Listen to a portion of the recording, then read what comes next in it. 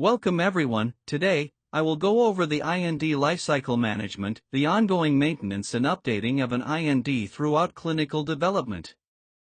An IND is not a one-time submission. Once the initial IND is filed and becomes effective, the sponsor has ongoing regulatory obligations to keep the IND current and to report significant information to FDA. The primary lifecycle submissions include IND amendments, protocol amendments, information amendments. IND safety reports, reporting serious adverse events and safety signals. Annual reports, yearly summaries of development progress. Understanding these requirements is essential because failure to properly maintain an IND can result in regulatory consequences, including clinical hold. The IND lifecycle continues until the drug is approved, NDA/BLA, the development program is terminated, or the IND is withdrawn. For successful programs, the IND may be active for 10 to 15 years or more from initial filing through approval. Let's examine each type of lifecycle submissions.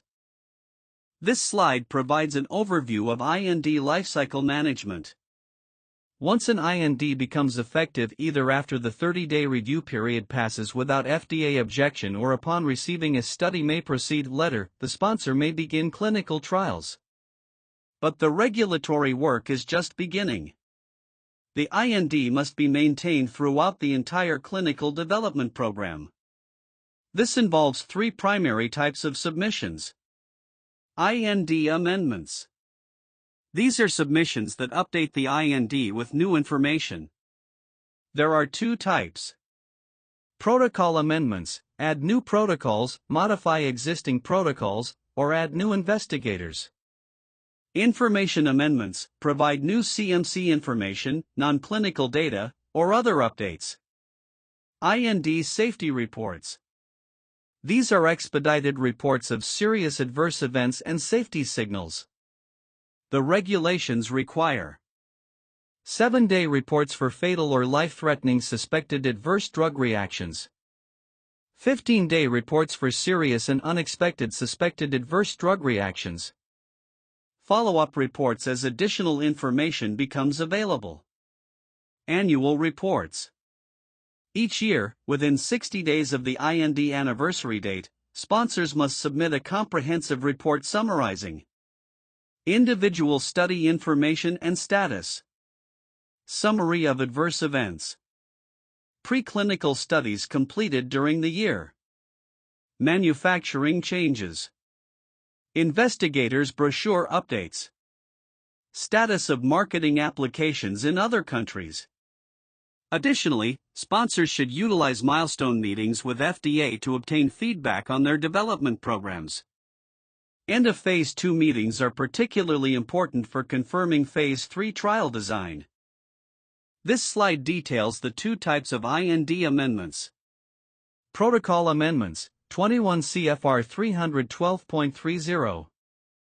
Protocol amendments are required for 1.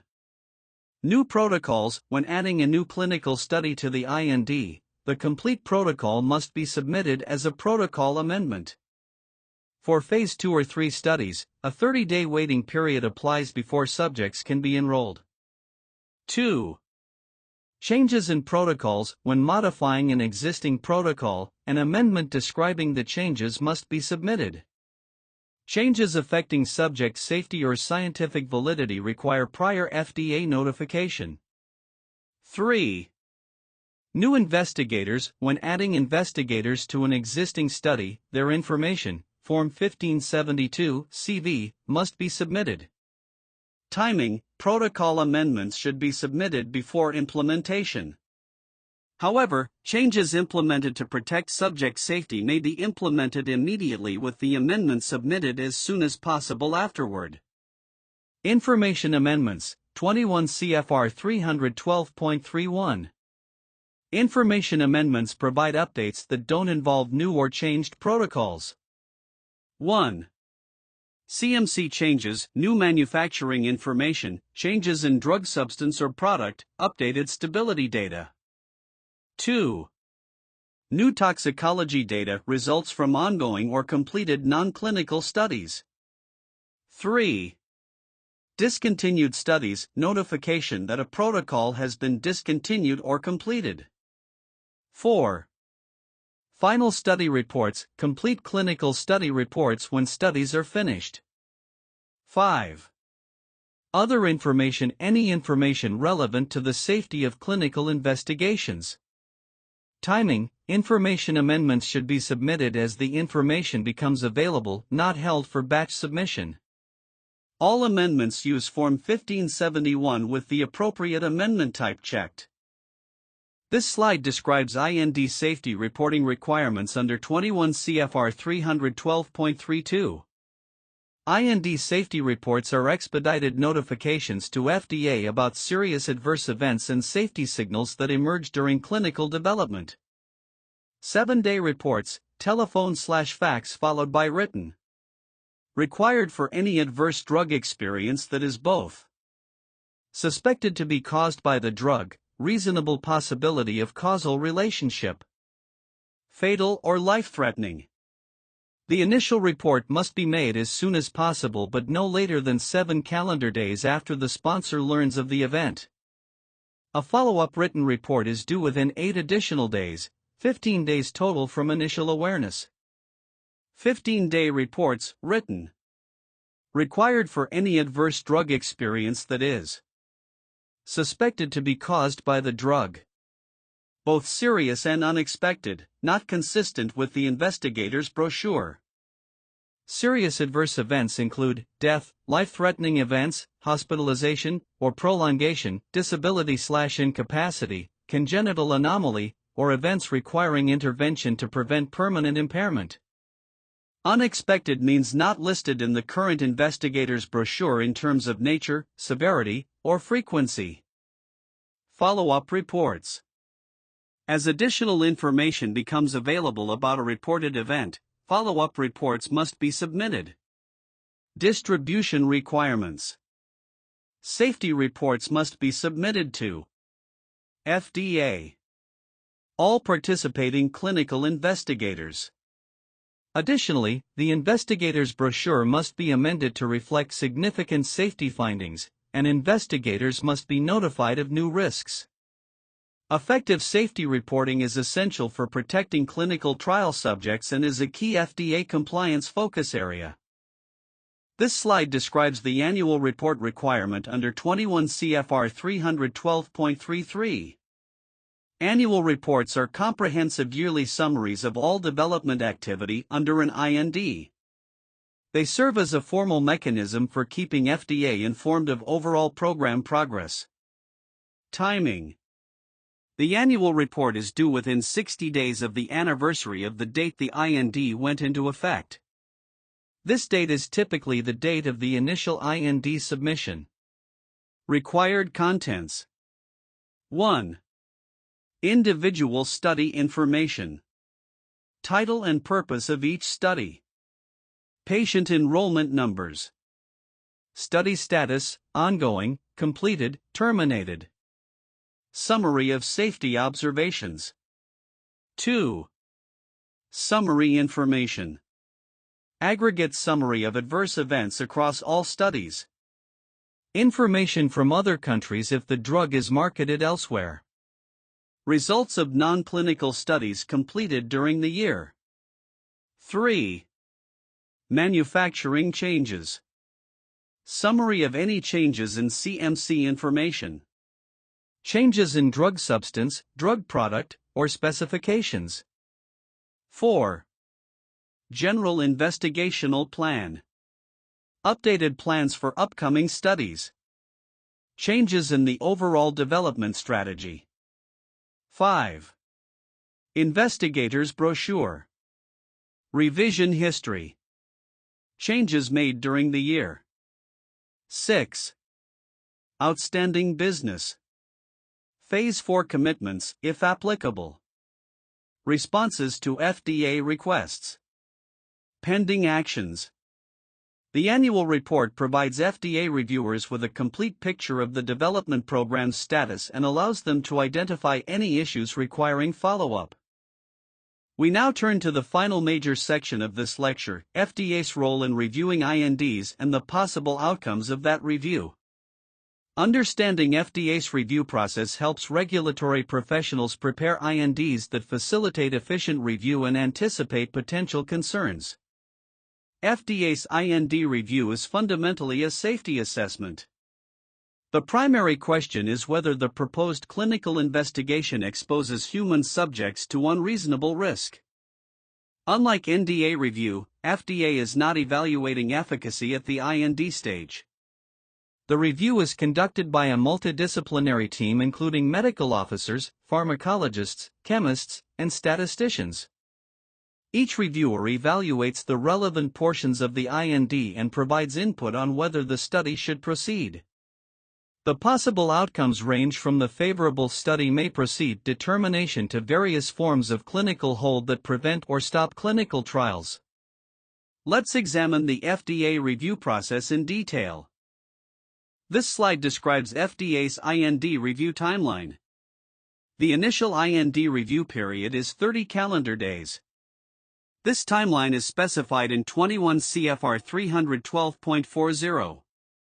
Day 0, the clock starts when FDA receives your IND submission. The date is documented in the ESG acknowledgements. Days 1 to 30, FDA's review team evaluates the IND for safety. The review focuses on whether the non-clinical data supports safe human testing, whether the CMC information ensures a consistent product, whether the protocol adequately protects human subjects. Day 30, if FDA has not communicated any concerns by day 30, the study may proceed. This is sometimes called default approval. The absence of FDA action is authorization to proceed. Earlier study may proceed letter. FDA may issue a letter before day 30 explicitly stating the study may proceed. This is common when FDA has completed review early and wants to provide the sponsor certainty. Clinical hold, if FDA identifies concerns that prevent the study from proceeding safely, FDA will issue a clinical hold. This stops all clinical activity until the issues are resolved. Important nuances. New Phase 2 and Phase 3 protocols also have a 30-day review period.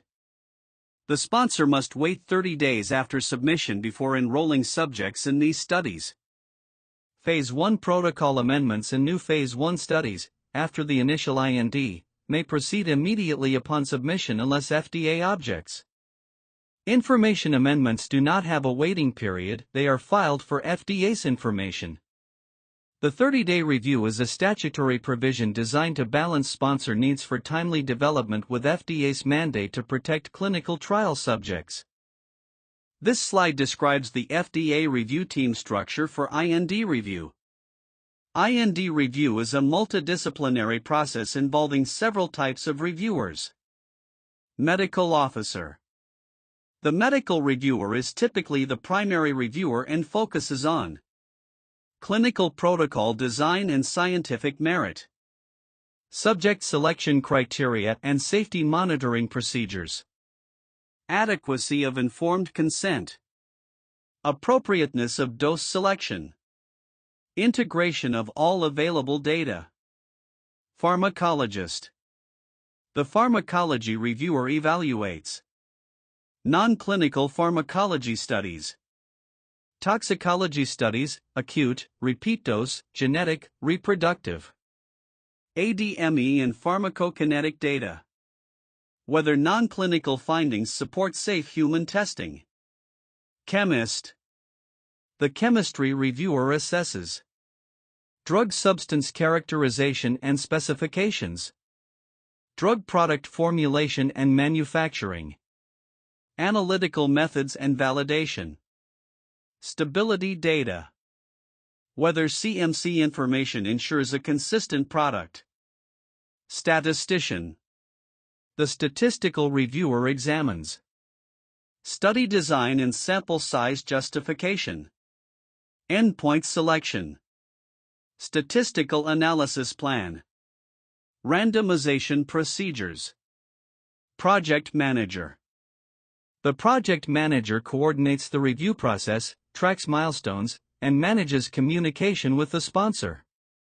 Division Director. The division director, or deputy, has final authority on clinical hold decisions and significant regulatory actions. This team approach ensures comprehensive evaluation of all aspects of the IND before human testing proceeds. This slide summarizes the possible outcomes of FDA's IND review. Favorable outcomes. 1. Study may proceed letter. FDA explicitly communicates that the study may proceed. This letter may include comments or recommendations but does not prevent trial initiation. 2. Implicit approval. If 30 days pass without FDA communication, the study may proceed by default. This is equivalent to approval. No FDA letter is required. In either favorable scenario, the sponsor is authorized to begin the clinical investigation described in the IND. Unfavorable outcomes. 1. Clinical hold. FDA issues a clinical hold order prohibiting clinical investigation from proceeding, or ordering cessation of ongoing studies.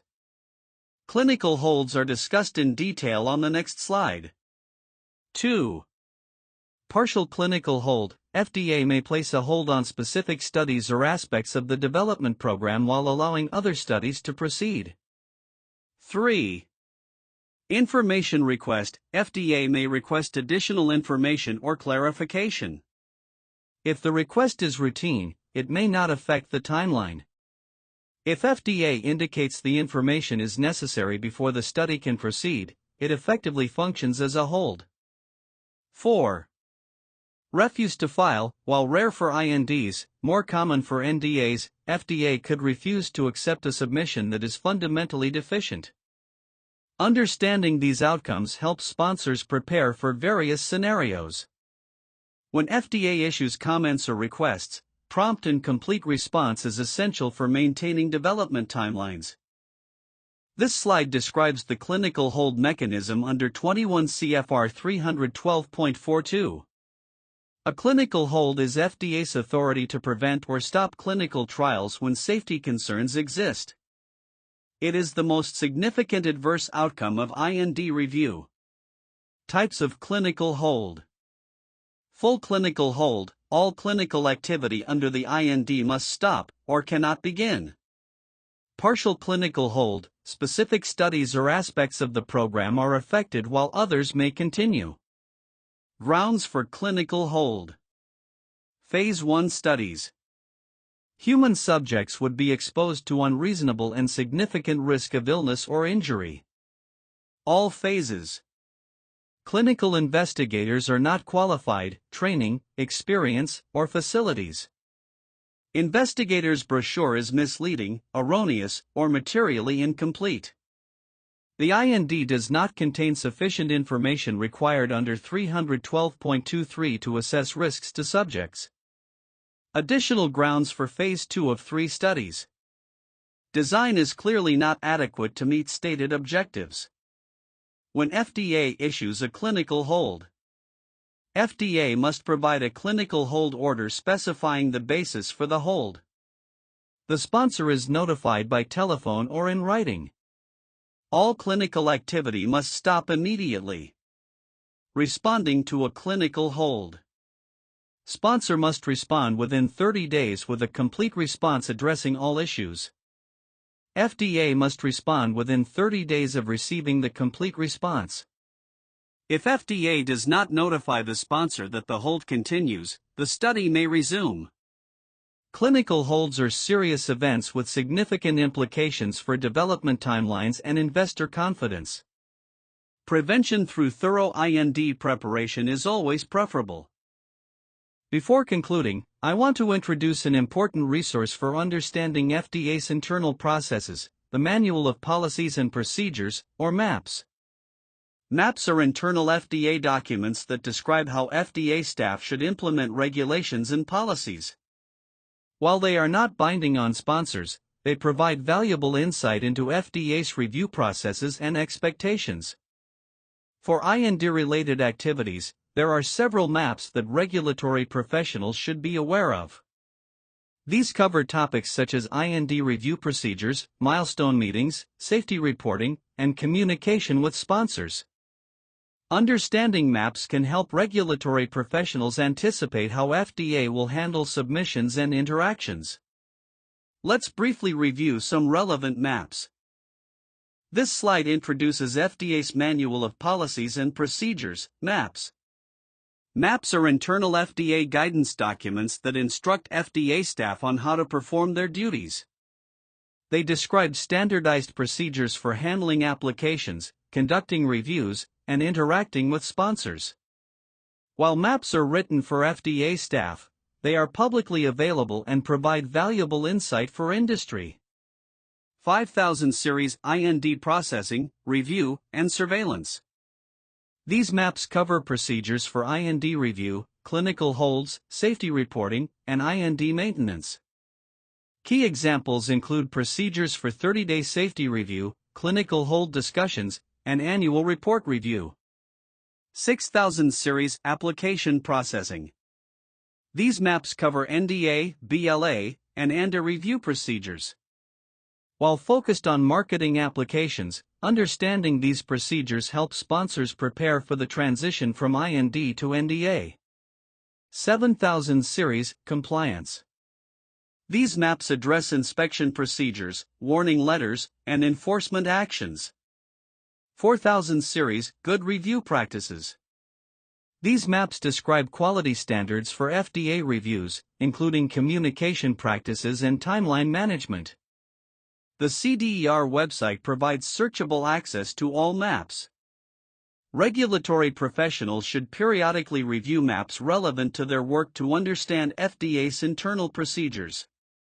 For IND work specifically, the 5000 Series maps are most relevant and should be reviewed by anyone managing INDs.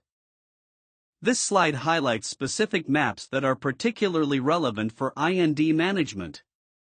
Map 6030.1 IND Process and Review Procedures. This foundational map describes the procedures for receiving, reviewing, and managing INDs.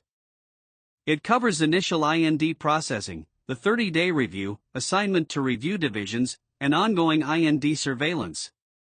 Map 6030.4 Clinical Hold Procedures. This map describes how FDA handles clinical holds, including the decision process, communication requirements, and procedures for lifting holds. Understanding this map helps sponsors respond effectively to clinical holds. Map 6030.8 IND Safety Reporting. This map describes how FDA processes and evaluates IND safety reports. It provides insight into how FDA reviews 7-day and 15-day reports and identifies safety signals. Map 4151.1 Formal Meetings between CDR and external parties. This comprehensive map covers all aspects of FDA meetings, including meeting requests, meeting packages, conduct of meetings, and meeting minutes. Essential reading for anyone preparing for FDA meetings. Map 5015.7 Product Issue Resolution. This map describes procedures for resolving disagreements between sponsors and review divisions, including escalation to higher management levels. These maps provide practical insight into how FDA operates. While sponsors cannot require FDA to follow specific procedures, understanding the map framework helps set appropriate expectations and facilitates productive interactions. I recommend bookmarking the map page on FDA's website and periodically checking for updates to maps relevant to your work. We have now covered the complete IND framework, from the historical and regulatory basis for INDs, through the various categories and types, the setup process, required forms and content, lifecycle management, and FDA's review process. This final section will summarize the key takeaways from today's lecture and provide you with a framework for applying this knowledge in your regulatory affairs work. The IND represents a critical milestone in drug development, the gateway to human testing. As regulatory professionals, your role in preparing, submitting, and maintaining INDs directly impacts whether promising drugs reach patients efficiently and safely. Let's review the key concepts. This slide summarizes the first set of key takeaways from today's lecture. First, understand the IND's purpose. It is the regulatory mechanism that allows sponsors to ship investigational drugs in interstate commerce for the purpose of conducting clinical trials.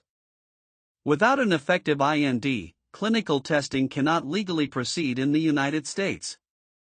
Second, know the regulatory framework. 21 CFR Part 312 is the foundational regulation governing INDs. Every regulatory affairs professional working with INDs must be thoroughly familiar with this regulation. Third, understand IND classification. INDs are classified by both category, commercial or research, and type, investigator, emergency use, or treatment. The classification affects FDA expectations and procedures. Fourth, know the required components. The initial IND must include forms, FDA Form 1571, cover sheet, Form 1572, Statement of Investigator, Form 3674, clinicaltrials.gov certification. Content, non-clinical pharmacology and toxicology data, CMC/manufacturing information, and clinical protocols with investigator information. Fifth, understand the review timeline. FDA has 30 days to review an initial IND. If no clinical hold is issued, the study may proceed. The 30-day clock also applies to new Phase 2 and Phase 3 protocols. This slide summarizes additional key takeaways. Sixth, IND lifecycle management is continuous. Once an IND is effective, sponsors have ongoing obligations. Submit amendments when protocols change or new information is available. Submit expedited safety reports for serious adverse events, 7-day for fatal/life-threatening, 15-day for serious unexpected. Submit annual reports within 60 days of the IND anniversary date. Seventh, pre-IND consultation adds value. Meeting with FDA before IND submission can identify potential issues, clarify expectations, and prevent clinical holds. Pre-IND meetings are especially valuable for novel drugs, complex programs, or sponsors new to FDA. Eighth, maps provide transparency. FDA's Manual of Policies and Procedures documents internal FDA processes.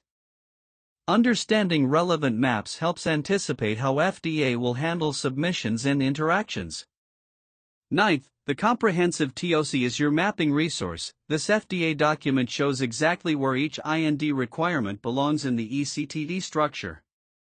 Use it when organizing your submission. These points represent the core knowledge every regulatory affairs professional needs for working with INDs. In your careers, you will build on this foundation with practical experience managing INDs across different therapeutic areas and development phases. This slide provides links to key resources for further study and reference. 21 CFR Part 312. The Code of Federal Regulations is available at ecfr.gov. Part 312 contains the legally binding requirements for INDs. Read this regulation carefully. FDA guidance IND applications prepared and submitted by sponsor investigators. This May 2015 guidance is the primary reference for IND preparation. Available on FDA's guidance database. Comprehensive table of contents, headings, and hierarchy.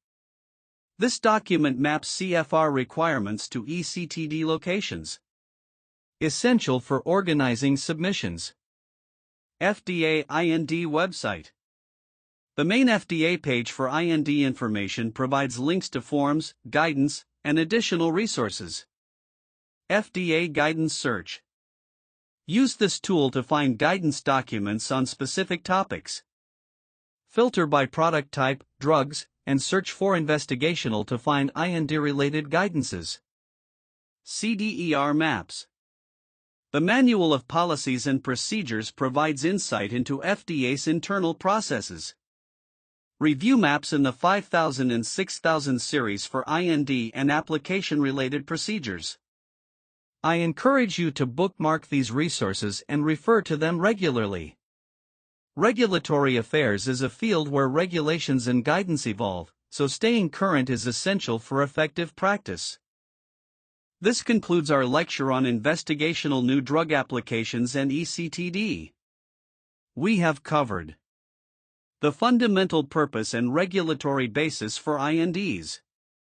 IND categories, commercial and research, and types, investigator, emergency use, treatment. Key guidance documents and the comprehensive TOC for ECTD mapping. The IND setup process including pre-assigned numbers and ESG connectivity. Required forms, 1571, 1572, 3674, and content sections, non-clinical, CMC, clinical. Lifecycle management through amendments, safety reports, and annual reports. FDA's review process, team structure, and possible outcomes including clinical hold. Maps as resources for understanding FDA's internal procedures. The IND is a foundational regulatory submission that you will encounter throughout your careers in regulatory affairs.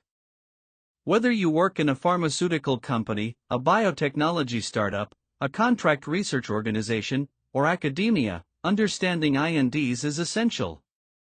Thank you for your attention, and I look forward to seeing you in the next sessions.